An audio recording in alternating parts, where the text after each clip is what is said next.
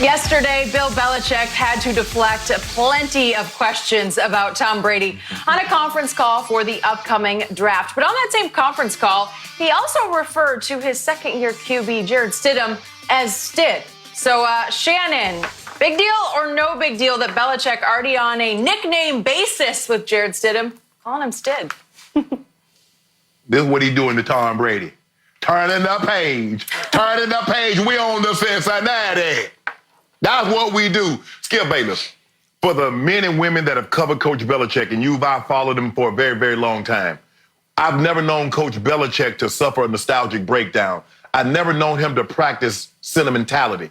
That's not what he does. If someone thought he was going to get up there and wax poetically and talk about just how great Tom Brady has been and what he's meant for this organization, you don't know Coach Belichick.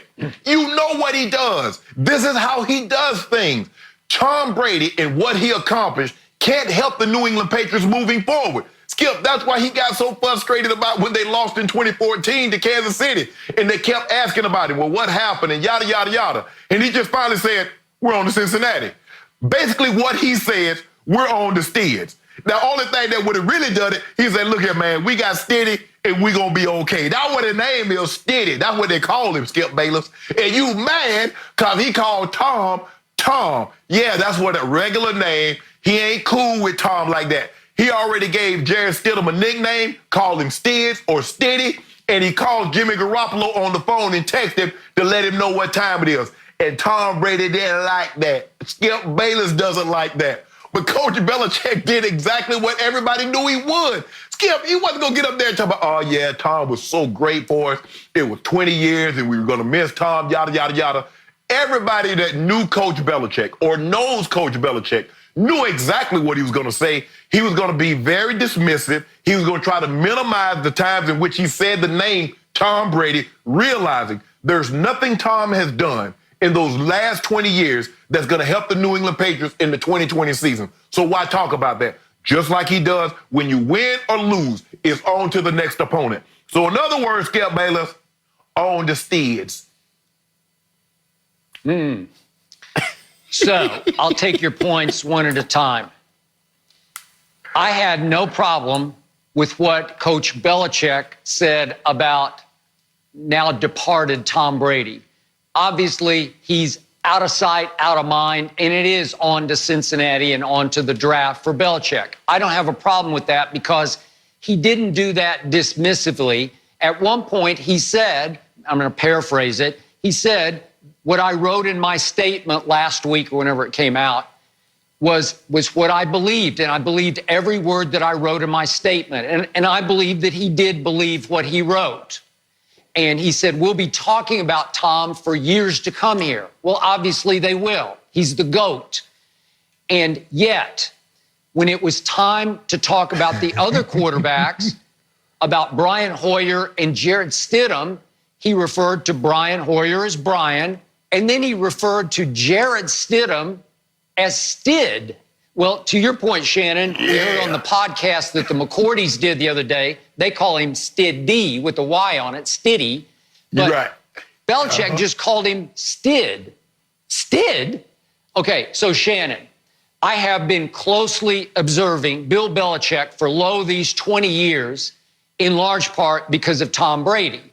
But in all those 20 years of me following the Patriots, I'm not a Patriot fan, but I am a Brady fan, as you know. I can't remember one time, maybe I missed it, but I can't remember one time that Bill Belichick ever referred to any player he's ever coached by his nickname. He's not a nickname user, especially with an unproven young quarterback, a second-year quarterback. What are you doing? Seriously? Stid? Did he ever call Tom Tommy? No, not one time that I ever heard. We know Robert Kraft always referred to Tom as Tommy. We know that Charlie Weiss, whom we've had here on Undisputed, as his first coordinator, to this day, Charlie Weiss calls Tom Tommy. A lot of people affectionately who know Tom Brady call him Tommy. But how affectionate could Bill Belichick be about a second-year quarterback named Jarrett Stidham that he would call him Stid? Well, to me, the coach who never says anything in any sort of press conference situation, or in this circumstance, a conference call, he said volumes by calling the young quarterback that we all think he's going to try to make his starting quarterback. He called him by a nickname. He called him Stid. He used affection that he would never use for any other player. And I thought that one tiny little 4-letter nickname spoke volumes about what he's about to try to do. This is his Tommy. This is the kid that he's going to say, watch this with. I found him in the 4th round. He's going to be my new Tom Brady. Obviously, Tom came out of the 6th round, way back when, almost 20 years ago. And now he's going to say, Bill Belichick, I'm starting over with Jarrett Stidham. Stid, because I'll show you I can win with just any old quarterback, even my 4th rounder that I picked when nobody else loved Jarrett Stidham, because his 2nd year, which was his last year at Auburn, he was pretty lousy. So my point is, he's going to try to go forward with a guy who fell to the 4th round because in his 2nd year at Auburn, he lost his poise, he lost his confidence, he lost his way, he lost his accuracy. He became antsy and indecisive in the pocket. I told you I watched, 4 or 5 Auburn games his 2nd year there. Remember, he was the SEC newcomer of the year in his 1st year. And he was 2nd team All-SEC his 1st year at Auburn. And I watched him a lot at Baylor. This is going back 4 years ago when he was a hot recruit for Baylor. He was, one of the top maybe 5 drop back passing quarterbacks in the country out of Stephenville, Texas. And they landed him, and, 6'2", 225. He's got sort of prototype size and sort of stature, if you will. It doesn't have a huge arm, just a decent arm, but not huge. And at Baylor, that 1st year as a true freshman, he started 10 games. He started the game against Oklahoma. They lost 44-34, but he did some good things in that game, and he threw a couple of interceptions. And I told you, really, Bill Belichick's going to try to replace Tom Brady with a kid who, under fire, once the expectations rose last year, once the pressure mounted, that kid is going to be Tom Brady? You're going to put him in Tom Brady's hallowed cleats next year? You want to talk about the toughest act to follow in the history of pro football? It's right here, right now, by a kid who hasn't had much success the last year that he played quarterback at Auburn. So I'm going to say good luck to Stid. Skip, when I look at this, if you think about it, Skip, everybody refers to Rob Gronkowski as Gronk. For the most part, what does Coach Belichick call him? Rob. Well, everybody else calls him Gronk, Rob. If you listen to him talk, there have been times he probably slipped up and called him Gronk, but for the most part, it's Rob. He calls players by their name. Coach Belichick is not like Mike. If you had a nickname, Mike, my former head coach at Denver, if you had a nickname, that's how he referred to you, or he referred to you as numbers. But if you had a nickname, he called you by your nickname. That's what everybody did. But that's not how Coach Belichick is. It was almost, Skip, I didn't see it, but just reading, it's almost like he perked up when he started talking about Jarrett Stidham. It's like, whoa, yeah, Stids. And here's the thing, Skip, that I think it really turned. Coach Belichick, basically, he doesn't like to talk about the past, and he doesn't like to talk too far into the future. When Brady started floating this out here, Skip, 5 more years, and the constant questions to Coach Belichick, I believe that started to wear on Coach Belichick. It also started to wear on Coach Belichick that Tom Brady only had at the end of this year and his contract was up. And that kept coming up.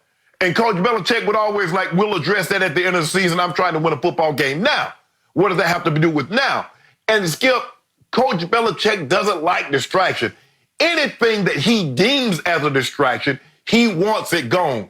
He traded the best defensive lineman, or I think arguably one of the 2 or 3 best linemen, defensive players he's ever drafted in Chandler Jones. I believe Chandler Jones had that one slip-up, Skip. That one. Chandler Jones just made all-decade team, Skip. Coach Belichick let him, so he doesn't want anything that he deems a distraction.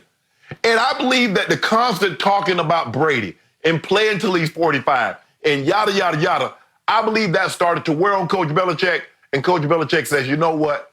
Let's just go ahead and move this process up because I don't want to talk about this every day for the next 2 years. or the next year. Okay, I got you. So I have a question for you. The only time we've even seen Jarrett Stidham in game action was in mop-up duty of that early season blowout of the Jets last year when it was 30-7 in the fourth quarter. Belichick put Jarrett Stidham in, and he threw quickly. He was 2 out of 3, but right away he throws what became a pick six, run back 61 yards by Jamal Adams. And Belichick yanked him, put Brady back in the game. That was the only glimpse we saw of Jarrett Stidham. And it's possible he yanked him just to try to preserve what was left of his confidence, like he didn't want him to throw a second pick six and just get his confidence absolutely nuked. But help me out here. A question to you. Do you really believe that he will go forward, that he will hitch or risk his legacy on Jarrett Stidham next year? Because I do. What do you think? Yeah, but Coach Belichick, I believe Coach Belichick is like Tom Brady. He doesn't care about his legacy, right? Great players and great coaches, they don't care about legacy unless people really do care about their legacy and they don't let on. You know what I'm saying? Hint, hint, Jenny. Skip, yes, I believe that Skip, whether or not I believe it, but I do believe Coach Belichick believes, Skip, when you're that great, you don't believe it's the coach. You believe it's you. When you're the coach, you don't believe it's the player. You believe it's you and your system.